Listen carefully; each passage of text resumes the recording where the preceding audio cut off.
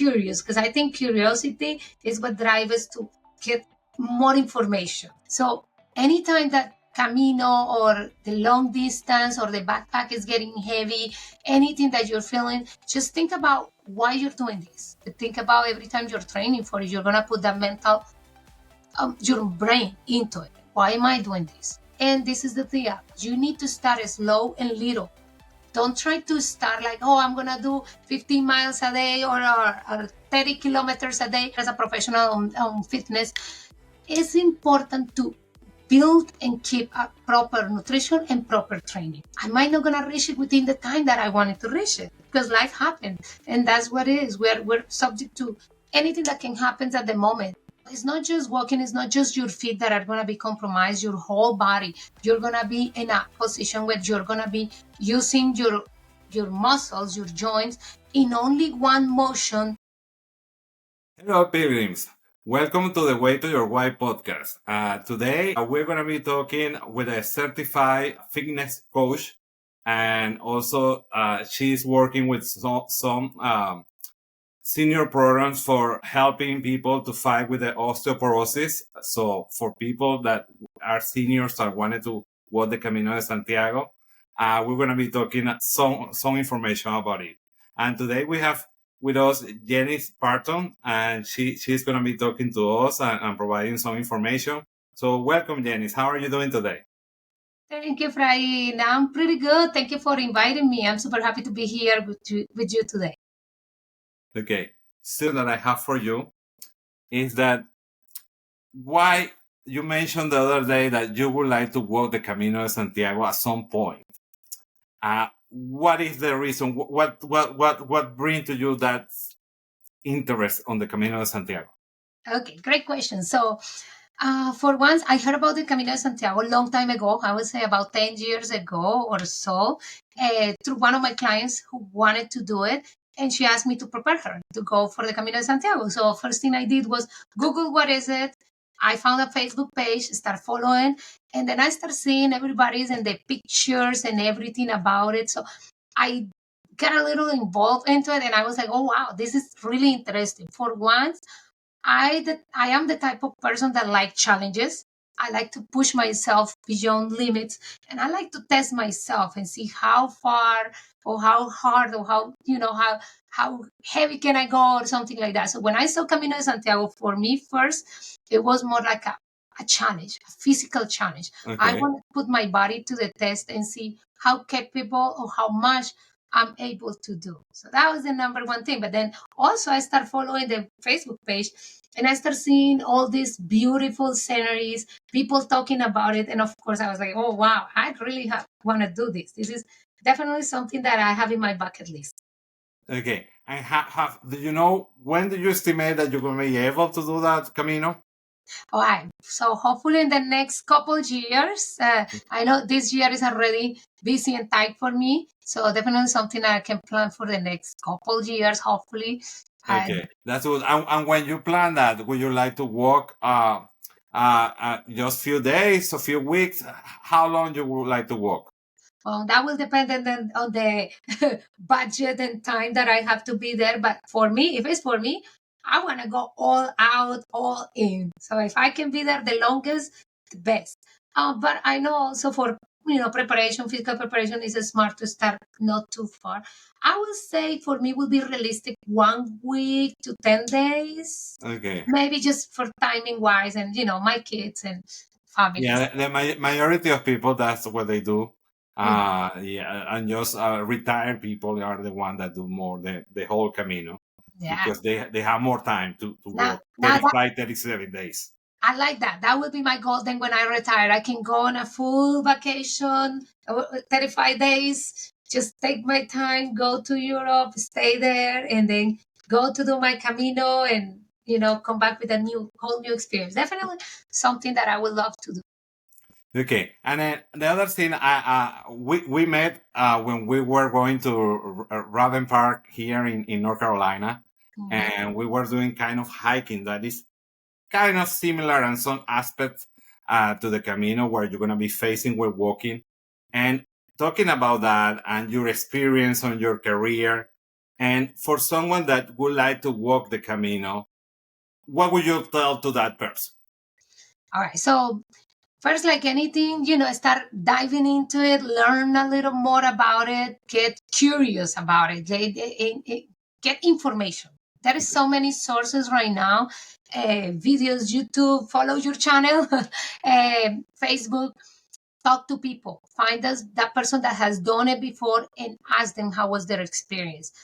That for general preparation, but then for the physical part, is another different level. I know we're going to start talking a little more in depth about it, but definitely the preparation for the Camino de Santiago physically will be doing a lot of walking, a lot of long distance, a lot of time being on their feet, doing physical activity in general, carrying that backpack, anything that they need to be doing. But that will be my advice: is get information as much as you can. Talk to everybody that you know that has ever pursued the Camino, and get curious, because I think curiosity is what drives us to get more information. So that for me will be the start. Yeah, that's right. And the nice thing about the Camino is that the Camino is getting more and more popularity every year, and the point that in the 80s the Camino was being walked for probably around 3,000, 4,000 people a year, and we are talking that in 2024 ending with almost 500,000 people that walk the Camino. Wow. And that's just the one that are counted, because people believe that there are probably another 200,000 that are not counted. So that means that there's a lot of people around the world that are going to the Camino. And just from the US, the US has been walking last year was 38,000 people. Those are big numbers right there. Yes. So it's getting interesting. So then, talking about that preparation, also, I believe that it's important to be prepared also mentally, right? Correct. Okay. And what would you say that is important, the mental part for going to the Camino? So I think the first part to be mentally prepared is that what we mentioned, get information, because the most information that you have, the more prepared that you're going to be physically and mentally, right? But mentally, this is about finding your why, finding why you want to do this, and stick with that. Stick with your goals and your reasons, because everybody's going to do the Camino or any journey that you want to start in your life. It's better when we know why we're doing it, why we're doing that, right? So if the purpose is, I don't know, thinking, finding your inner, finding your own self, whatever reason it is, just stick with that and get with those goals. And every time you're feeling like this is hard, because it would be hard, it wouldn't be that good if it wasn't challenging us, right? Like that's to learn something new and have an experience that is going to stick with you for the rest of your life, is because it has a big impact in your life, right? So anytime that Camino or the long distance or the backpack is getting heavy, anything that you're feeling, just think about why you're doing this, why you decide in the first place to go and do the Camino. So that why is going to keep you motivated and keep you walking through this. Mental resilience, I kind of forget the word here, but mental toughness, like trying to be, having that endurance, and your body comes from your brain. So it's important to be pushing, but pushing from your brain, meaning telling your body, yes, I can do this. Yes, I'm prepared for this. I'm going to do it. I'm going to complete it. But it's also about being aware and understanding your body and be like, hey, you know what? Today I'm feeling tired. Today I'm not going to do 30 kilometers. I'm just going to do 20. I'm going to do, maybe tomorrow I need a little more rest. And it's just part of enjoying the journey instead of being focused on only numbers. And me, that I'm not super, what is the word? I love challenges. I love challenges. If you say, hey, can you do the Camino? Everybody has done it in 35 days. Can you do it in 30? I'm going to try. Whatever numbers it is, I'm going to try. But this is the thing.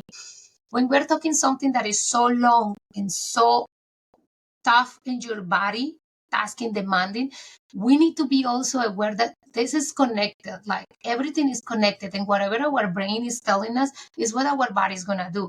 So mental training is going to be really important for this type of journey, just because you need your mind to be connected to your body. So every time you're feeling like, hey, this is getting hard, I don't know if I'm going to make it, I'm slowing down, don't let your mind discourage you for the results or for something that happens one day. The journey is also not a one day thing, it's many days, and the idea also is to repeat it or do it again and improve yourself, right? So for that reason, I think being prepared and keeping that state of mind always focused. Why you're doing this? What is the reason why you're doing it? And just keep pushing, but at the same time, listen to your body a little bit, because we don't want the mind to go ahead of the body. And then Yeah. sometimes we will be, and that will be probably me. In my case, I probably will not be the person that has the issue like, hey, I start too fast, and now I'm 3 days in, and I have all the blisters, and my feet are tired, and I might have to take a day that need to be easy for me instead of keep pushing, But it's part of knowing your body, and you will know and learn about your body the more that you train for it. To think about every time you're training for it, you're gonna put that mental, your brain into it. Why am I doing this? This is the reason why. That reason is gonna take you further. Yeah, that's really important. It's important to consider all that because there are people that's going to be walking a whole country from the east coast to the west coast in Spain, or from the south to the north. So depending on what Camino are you going. And yes, you are absolutely right. And then talking about that mentally, it's amazing how I've been interviewing several people, and two women that they have been through breast cancer, and even with that condition, after they are recovering, they have decided I wanted to challenge with walking the Camino de Santiago, and Mhm. it's like they receive some kind of inner peace when they arrive to the end in Santiago. It's amazing. It is. I see that. I haven't had the experience yet. I'm doing it, but I do have the experience when I train people to complete any type of training. Let's say I train a lot of people for the Spartan races, for example. That might be a little tough and harder, but that at the end, that experience, I can compare that what you're telling me right now is when people that didn't think they could be able to finish something like that, when they get to the finish line. That feeling, that emotions, or that, I don't know, there is tears, sweat and tears, literally blood, sweat and tears. But because they worth it, because you have done something unique, something that you didn't even think that your body was able to do it. And finishing something like that is amazing. It proves how much you're capable of doing it. So I train a lot of people that are cancer survivors, and I do have the experience of, actually, I'm glad I had the experience to be close to them, because to me, it's another different level of toughness. Is a different level of a person that has survived something so hard, and now they Okay. just kind of go farther and beyond what their body and mind would even think about it before. Okay. And then, when walking the Camino, you're going to be exposed to different type of surfaces. So you're going to be walking through stone, through dirt, through pavement, asphalt, concrete, all that. So in that aspect, any recommendation that what do you need to do before going to the Camino? Oh yeah, definitely. So one of the biggest thing, and if we start talking about training in this case, is prepare your ankles. Your ankles need to be really strong for that type of terrain. So know that your foot is not gonna be moving just straight forward. Your ankle is gonna move in this way, this day, and for so many hours, right? So that my first thing is start training your feet and your ankles all directions. Don't just do up and downs. Don't just walking is amazing, and that's what you need to do. But I will recommend a lot of lateral movements, a lot of rotations on the ankle, a lot of mobility. Because sometimes, and I could be guilty of this at least years ago, when we based training in on just one plane, that everything was forward and backwards and that's it. But now it's all multi-directional. And if we're planning and preparing for something, as extended and so diverse terrain as it is the Camino, we definitely need to train.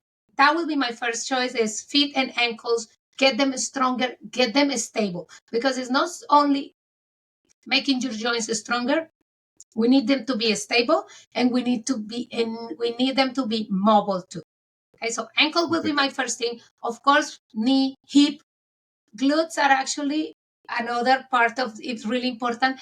Glutes make work really good as stabilizers of our body. So they need to be really, really strong, mobile, and the hips need to be able to move freely, like in a really good way, and multidirectional. That way, hips or glutes in this case are big, big stabilizers. So they are going to help us every time you put that step, you put that foot on the ground.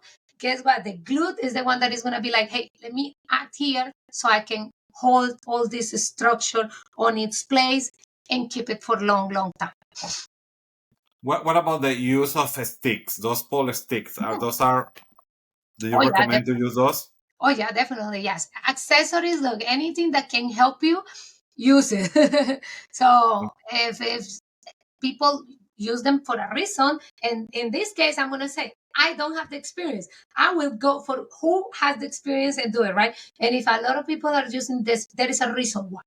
You need this because it's going to help you to stabilize. It's going to help you to keep that mechanic of your walking, or the distribution of the body weight, I will say, plus the backpack that you're carrying. So that's definitely going to help you with that. Okay. And I would say also that because we also live here in the US, wherever you live, there are plenty of parks where you can practice hiking.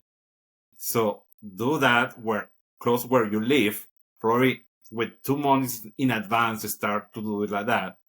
Do it every weekend, and then start increasing the distance. So you start probably with 2 miles, 3 miles, 4 miles, etc., etc. But it's definitely you need to do it. Yes, exactly. So good point is, you don't want to start your training just 2 weeks before. Actually, the minimum recommended will be 2-3 months, and that depends. Everybody's different. So people that are already physically active, people that spend a lot of time in their feet, or do a lot of walking for living, or just physically active, they probably need less training. But somebody that is probably sitting most of the time and haven't done a long walk in a while, definitely need to start. And this is the deal. You need to start slow and little. Don't try to start like, oh, I'm going to do 15 miles a day or 30 kilometers a day. I'm going to start today with 20. No, the best thing is pick something, a distance that you're comfortable. Maybe don't even base it in distance at the beginning. Base it on time. Time can be more, I would say, easier for the brain to absorb, instead of, oh, I still have 3 miles to go. No, this is more like, hey, I'm just going to walk for 1 hour, 2 hours, and I'm going to be increasing. The recommended to increase is every week we want to increase about 10% of that distance. So if you start, whatever distance you pick, you're going to increase a little. There is also another big thing about this.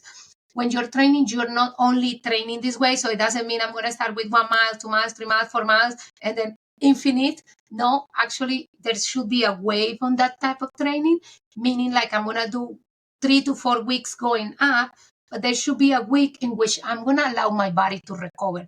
That's why training like this, because we're talking about a lot of stress in the body, right? Like we're going to put the body under a lot of stress, physical stress. So our body needs to recover from that. We cannot just be asking the body, hey, give me more, 5 miles today, tomorrow I'm going to do 6 and 10. No, we need to, if I'm going to ask my body to be able to walk for 5 miles today, next week I'm going to do 6, maybe 7. But then after that, 3-4 weeks, I'm going to deload. That means I'm going to go back to a shorter distance. Am I going to walk, or I might not even going to walk for a week. I'm just going to do some cross training, some swimming, some biking, other type of exercise that take a lot of stress from your feet, and then come back and then you do it. But this time you're not going to start where you started the first day, right?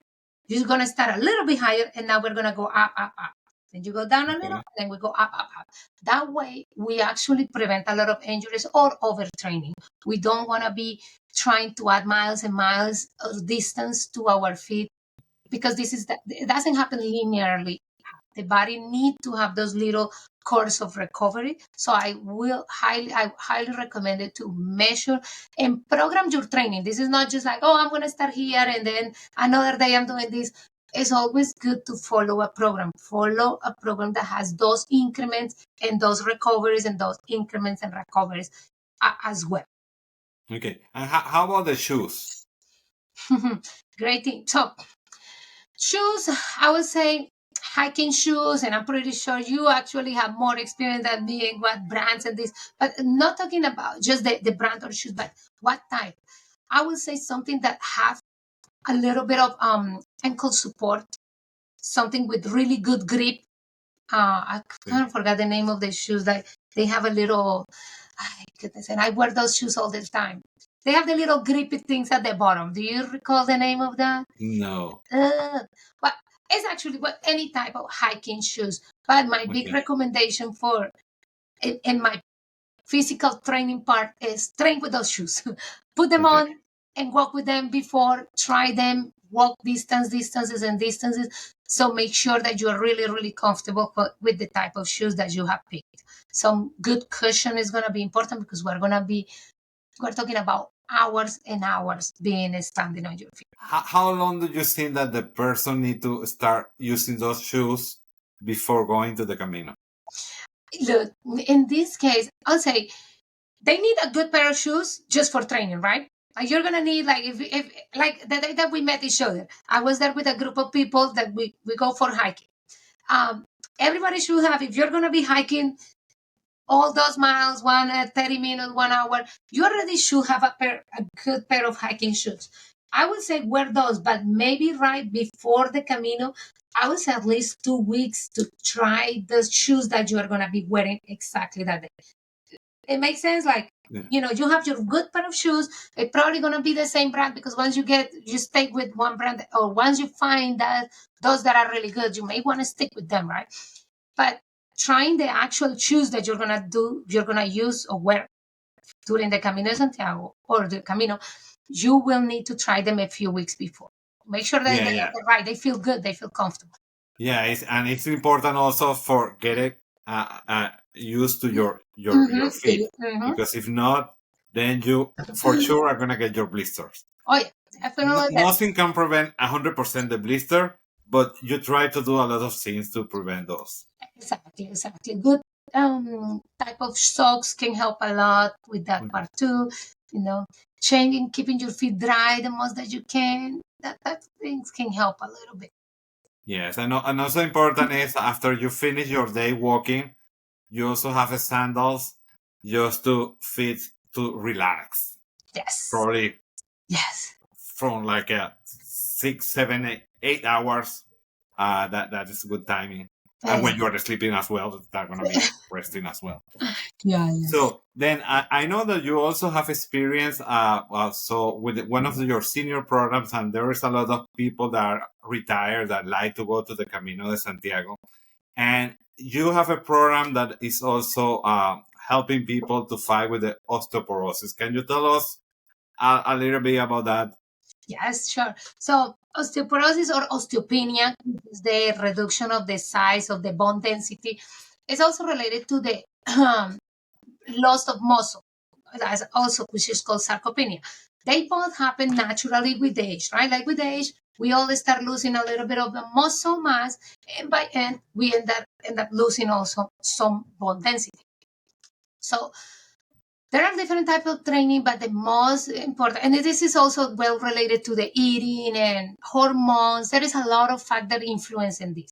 But from my side as a trainer, as a professional on fitness, it's important to build and keep a proper nutrition and proper training. In this case, the type of training that is going to help us the most to prevent that will be the strength training.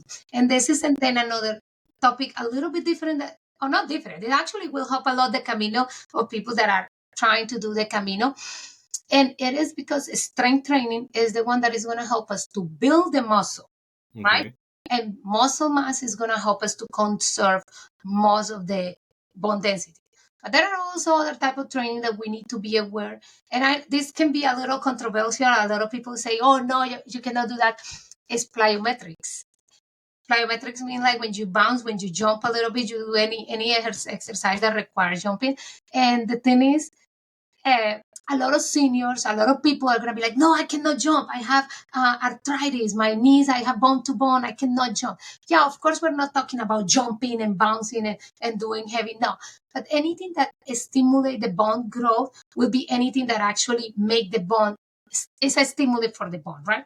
So our programs that we involve here, it has a little bit of that combination of both.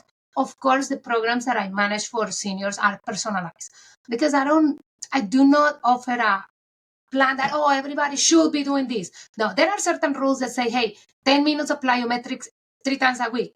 But if I tell this to somebody that has already osteoporosis or has knee arthritis, and then this person goes and starts jumping for 10 minutes 3 times a week, we're going to go to another bigger issue, right?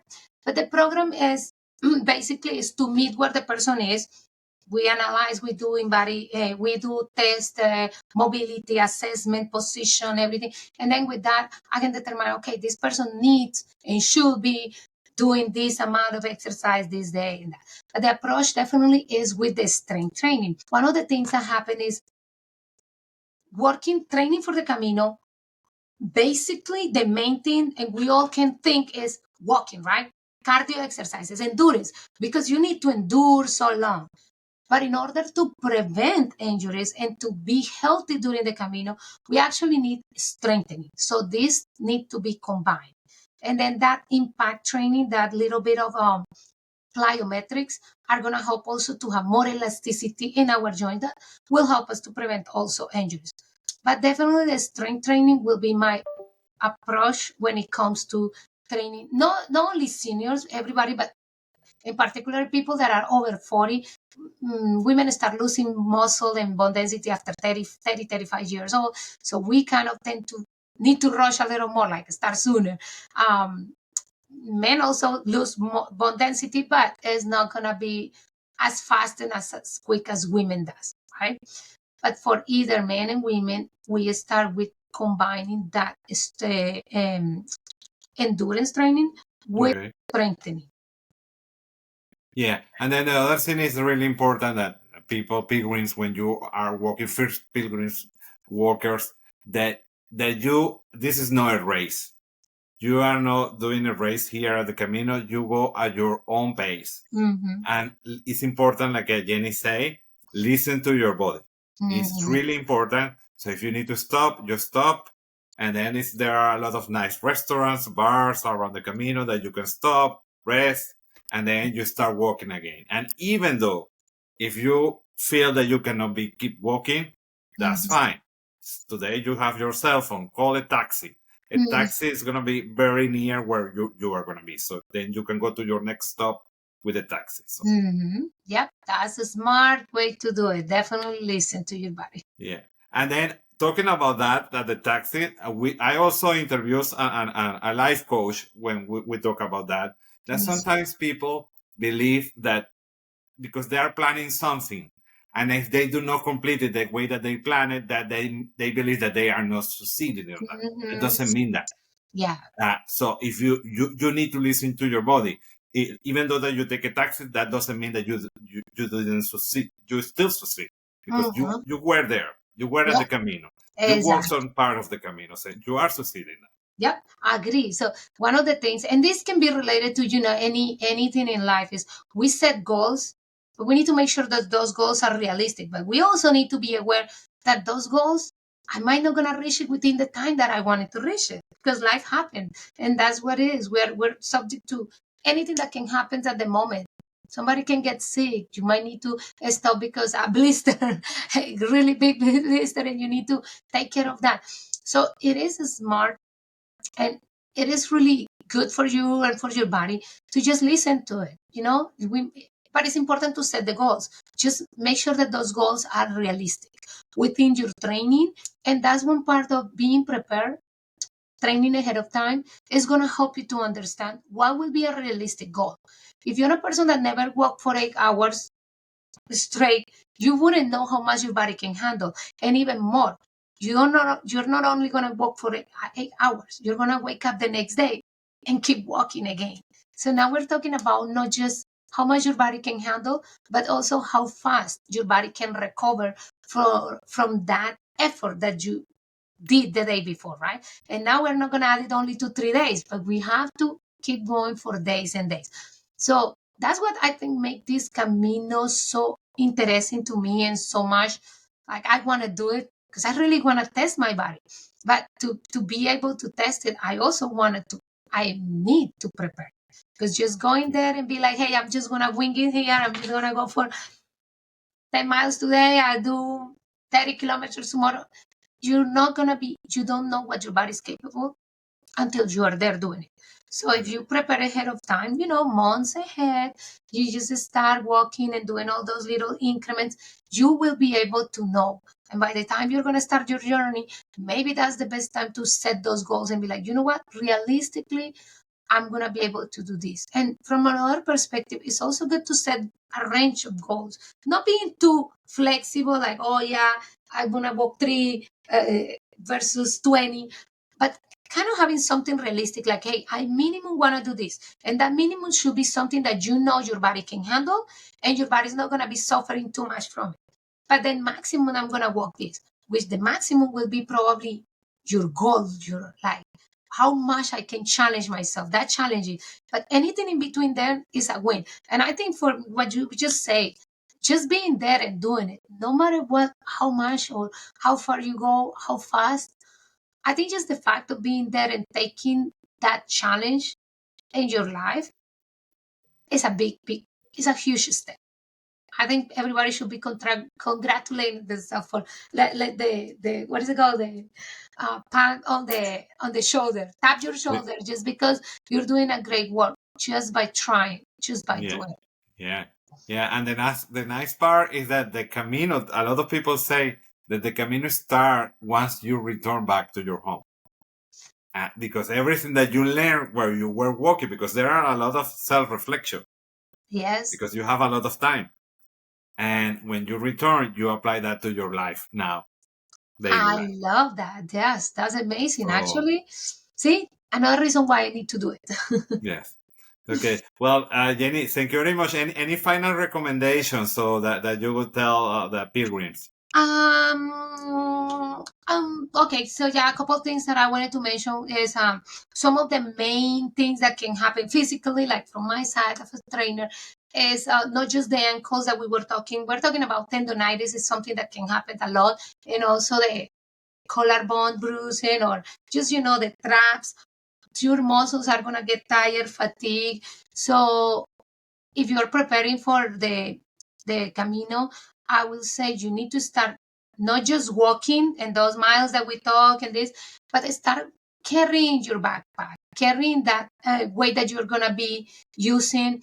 I heard that they recommended is no more than 10%. Well, keep it about the 10% of your body weight. That's a healthy and a good weight. I would personally train my people, say, hey, start with a lighter weight. See what is the best way to strap or what type of backpack you're going to be wearing.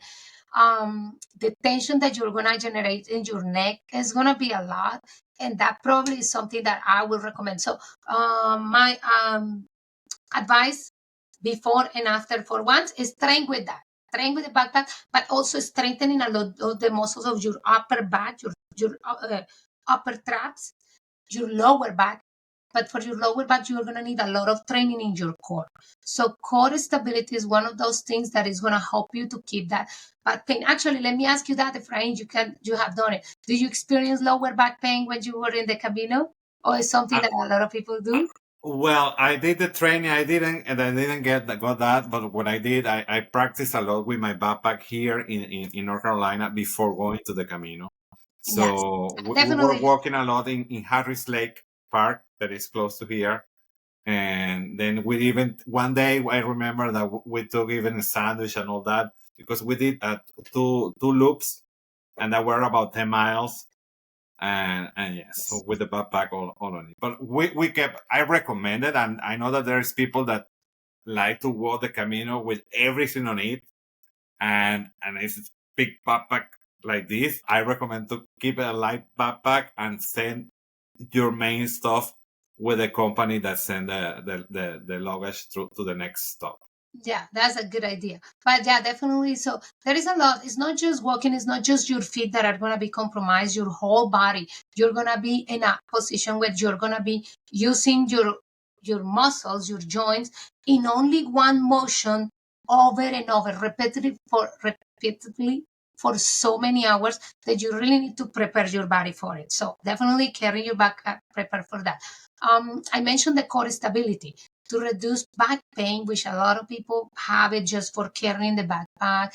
I will highly recommend a lot of mobility on the hips and core strengthening, or actually, I'm going to say core stability training, which means it's not doing sit up and crunches here all day. It's actually teaching your muscles to stabilize when you're in that motion. So a lot of marches with your core really tight, overhead carries, just making sure that the core is able to stabilize your spine during that motion, because it's going to be a long time. I know I made a couple little notes here, the things that I wanted to talk. So was the tendonitis, the collarbone bruises, the lower back pain, shin splints. Shin splints are really common. It happens a lot. And I'm really familiar with that because I'm a runner. I come from a long distance training. I do Spartan races. This is not as long as Camino, but we run for miles and different terrains. So training definitely is strengthening your muscle of your legs, particularly the soleus, or particularly the front of your calf. All those muscles, they are called the tibialis, actually. They are really going to need to be stronger, because imagine your foot is going to be doing this for how many thousands of times, actually millions of times, doing just this. So those muscles on your shins need to be trained. And those, not just by walking, you need to actually set apart some time to work on mobility of your ankles, dorsiflexion, plantar flexion, and then do also the strengthening for those shins. That can really prevent a lot all those type of injuries. I think that's one of the major things. I heard this in one of the once I was diving a little bit into the Camino and training my client. One of the things that caught my attention, it was simple, is somebody said this in a video. They said not many people talk about falling, because it's not, you don't expect to fall, but they say a lot of people fall, during the Camino. It's not like what we expect. But that was something that caught my attention, and I said, look, this could be simple, but teaching people how to get up from the ground, especially we're talking about seniors or people that are not used to be up and down from the ground. It sounds like something simple, but I would practice doing that with the backpack, or just, take the backpack and get up. But that's something that can add to your body, is how to get up from the ground. It might sound really simple for me or somebody that is young, that hasn't had the issue, but I do train a lot of seniors, and I know getting up from the ground is one of the big things that I'm actually training them for. It's just okay. Well, that's good to know. And get up. Yeah. And I thought that caught my attention, because I was like, oh, I didn't expect that to be, but I put it there in my notes because it's something that I actually train my people for. Sounds simple, but getting up from the ground is something that we should be doing often. So sit down on the ground, get up, sit down, get up, and try to get up always with both legs. Don't get used to get up only with one side and ignoring the other side.